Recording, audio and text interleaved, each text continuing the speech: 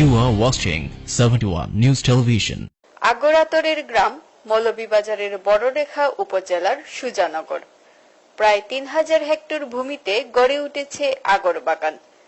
প্রায় 400 বছরের ঐতিহ্যবাহী আগরাতর শিল্পের সাথে কাজ করছেন এ অঞ্চলের সিংহভাগ নারী পুরুষ।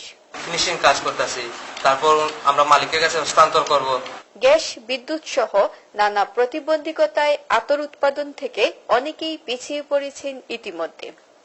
2013 সালে প্রধানমন্ত্রীর বড়রেখা সফর এ অঞ্চলের আগরাতর ব্যবসায়ীদের অনেকটা আশার আলো দেখালেও তা বাস্তবায়ন হয়নি এখনো। ঘন ঘন লোডশেডিং আর গ্যাসের কম চাপের কারণে সম্ভব হয় না আশানুরূপ উৎপাদন। এখানে গ্যাসের চাপ কম থাকায় উৎপাদন ব্যাহত হচ্ছে, ব্যবসায়ীদের একটা ভোগান্তির মধ্যে পড়েছে।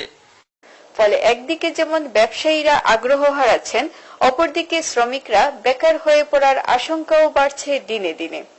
বড়লেখার আগর চাষী ও শ্রমিকদের স্বার্থে এখানে গ্যাস ও বিদ্যুৎ সুষ্ঠুভাবে প্রদান করলে এখানের আগর স্থানীয় চাহিদা মিটিয়ে বিশ্বের বিভিন্ন দেশে রপ্তানি করা সম্ভব। এটা সবই দেশে বিদেশে চলে যায় এবং দেশের জন্য বিরাট বৈদেশিক মুদ্রা এটা অর্জন করছে। আতর রপ্তানির পাশাপাশি আগর গাছের টুকরা সুগন্ধি জ্বালানি হিসেবে মধ্যপ্রাচ্যে রপ্তানি করা হয়। এই শিল্পে হাজার হাজার লোকের কর্মসংস্থানের সুযোগ সৃষ্টি হয়েছে। প্রধানমন্ত্রীর ঘোষণা বাস্তবায়নে কাজ করছে মৌলভীবাজার চেম্বার অফ কমার্স। কর্মকর্তারা যারা আছেন, কর্মচারী যারা আছেন, তাদের সাথে আলোচনা করেছি। তারা আমাদেরকে আশ্বস্ত করেছেন ইতিমধ্যেই গ্যাসের যে প্রেসার কম রয়েছে সেটা তারা বাস্তবায়ন করবেন।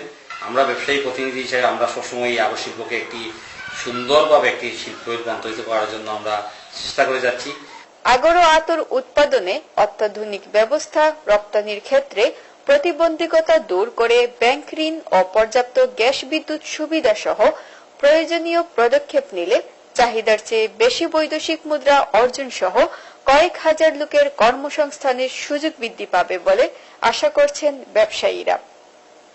S Kakon, 71 news television, Moulvibazar.